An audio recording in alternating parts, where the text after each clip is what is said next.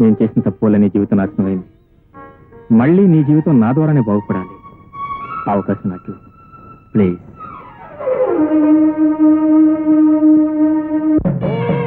సుముఖాయ నమః. ఓం ఏకదంతాయ నమః. ఓం కపిలాయ నమః. ఓం గజకర్ణకాయ నమః. ఓం లంబోదరాయ నమః. ఓం సుముఖోత్తే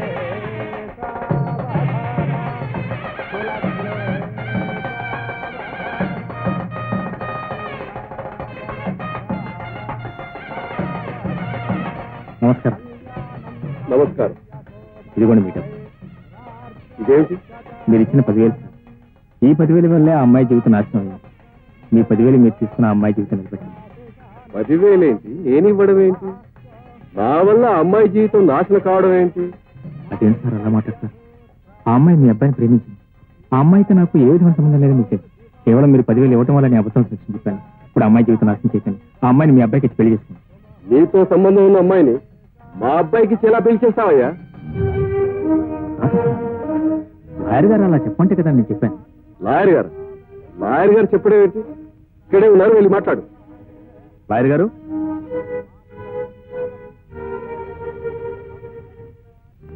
ఏమండి లాయర్ గారు, ఈ అమ్మాయికి నాకు సంబంధం ఉందని నాతో అబద్ధం సాక్ష్యం చెప్పించి ఆయనతో 10,000 ఇప్పించింది మీరు కాదు?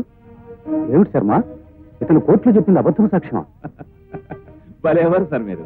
నేనేమిటి అబద్ధం సాక్ష్యం చెప్పించడం ఏంటి? ఇన్నేళ్ల నా సర్వీస్ లో నేను ఎప్పుడైనా అబద్ధం సాక్ష్యం చెప్పించడం చూశారు సార్ మీరు? ఏమయ్యా, నువ్వు నేను ఎప్పుడు కలుసుకున్నాం, ఎప్పుడు మాట్లాడుకున్నాం? ఈ కేసుతో నాకు సంబంధం ఉంది, నేను సాక్ష్యం చెప్తాను అన్నావు. సరే రమ్మన్నాను, వచ్చావు, సాక్ష్యం చెప్పావు. సార్, మీకు పిల్లలు ఉన్నారో లేదో నాకు సరిగ్గా తెలియదు. ఆడపిల్లలు ఉండే ఉంటారు. ఒక ఆడపిల్ల ఉసురు మాత్రం పూసుకోవద్దని చెప్తున్నాను. కేవలం ఈ పిల్ల పెళ్లి పాడు చేయడం కోసం నాతో మీరు అబద్ధం సాక్ష్యం చెప్పించారు. ఏమండి ధనంజయరావు గారు, ఏమిటి న్యూసెన్స్ అంతా? న్యూసెన్స్ కాదండి, మహా న్యూసెన్స్. ఆనాడు తన పెళ్లి ఎక్కడ ఆగిపోతుందోనని నేను చంపడానికి ప్రయత్నించానని నా మీద పోలీస్ కేసు పెట్టింది. కోర్టులో సాక్ష్యం ఇచ్చాడని ఏ ₹1,00,000 ఇతని బుట్టలో వేసుకొని ఉంటుంది. ఇప్పుడు ఈ పెళ్లి ఆపేసి నా ఆస్తితో కొట్టాలని చూస్తుంది. ఇదంతా బ్లాక్ మెయిలింగ్ అండి. ఇన్స్పెక్టర్ గారు చూడండి. పిచ్చి పిచ్చి వేషాలు వేస్తున్నావా? మర్యాదగా ఇక్కడి నుంచి బయటికి వెళ్ళండి, లేకపోతే అరెస్ట్ చేస్తాను. సార్, నిజమే చెప్తున్నాను. కేవలం నా ఒక్క అబద్ధం సాక్ష్యం వల్ల అమ్మాయి జీవితం నాశనం చేయకండి. అంటే నువ్వు చెప్పిన అబద్ధము సాక్ష్యాన్ని దృష్టిలో పెట్టుకుని నేను తీర్పు చెప్పానంటావా? అంటే మేమంతా అసమర్థులం అంటావా? అబద్ధము సాక్ష్యం ఏదో నిజమేదో మాకు తెలియదంటావా? చూడు, అనవసరంగా నువ్వేదో చేయడానికి వచ్చి మరేదో చేయడానికి ప్రయత్నించు. వెళ్ళావు, అమ్మాయిని తీసుకుని వెళ్ళు. ఇదిగో జడ్జి గారికి కూడా కోపం వచ్చింది. వెళ్ళు, వెళ్ళవయ్యా.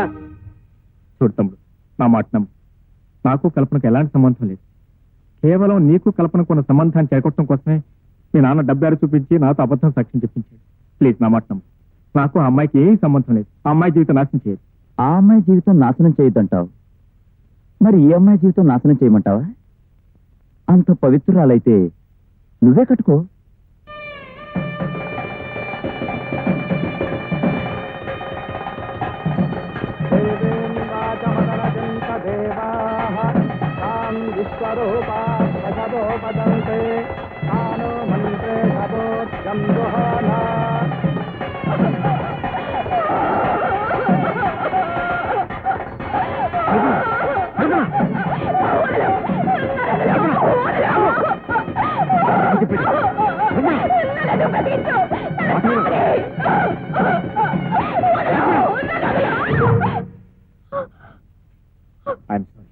నీ ఉద్రేక నాకు వేరే మార్గం కనిపిస్తుంది.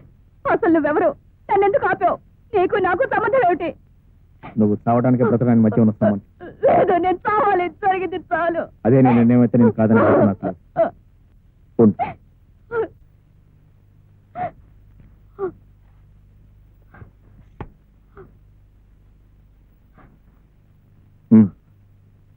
సత్యం ముందు నా చావుకు అభిమన్యుడే కారణమని ఈ తెల్లకాతి మీద రాసి సంతకం పెట్టి కమా.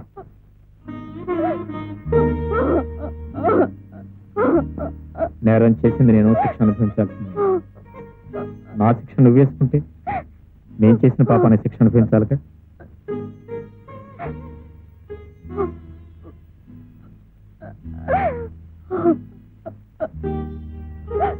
ఏ రాయలేదే? రాయడానికి మనసు రావటం లేదు కదా. రాసిస్తానని ఉడికిస్తానని భయం కదా. నేను ఎలాగో చస్తున్నానో పాపం ఆయన ఎందుకు చంపడం అనే. నన్ను చంపాలన్నంత కోపం దానివి బాధపడటం జరిగింది. ఎందుకు ఆగా? నువ్వు మనిషివి కాబట్టి, నీకు మనసుంది కాబట్టి, ఆ మనసు మెత్తబడింది కాబట్టి. అలాగే నేను ఒక మనిషిని, నాకు ఒక మనసు ఉందని, నా మనసు మెత్తబడిందని నువ్వు ఎందుకు అనుకో? చూడు కదా, సత్యం సాధిస్తా. బ్రతికించారుగా, ఏం సాధించాను? బాగా బ్రతికే మనిషిని బ్రతకనివ్వకుండా చేశారు. బ్రతికే వద్దనుకున్న దాన్ని బ్రతికించారు. ఇప్పుడు నేను బ్రతికి ఏం చేయాలంటారు? చెప్పండి, నన్నేం చేయమంటారు? మీరేసిన ముద్రతో బయట మనిషిగా తిరగల్లా, బ్రతకల్లా. ఒకవేళ బ్రతకాలనుకున్నా ఈ సంఘం నన్ను బ్రతకనిస్తుందా? అందుకే నేను చావాలంటే చావాలి. మనిషి గమ్యం చావు కాక. నిజమే, బ్రతకడానికి నాకు గమ్యం కావాలిగా. నీ మనసు మార్చుకోగలిగితే ఆ గమ్యం నేనే అవుతుంది.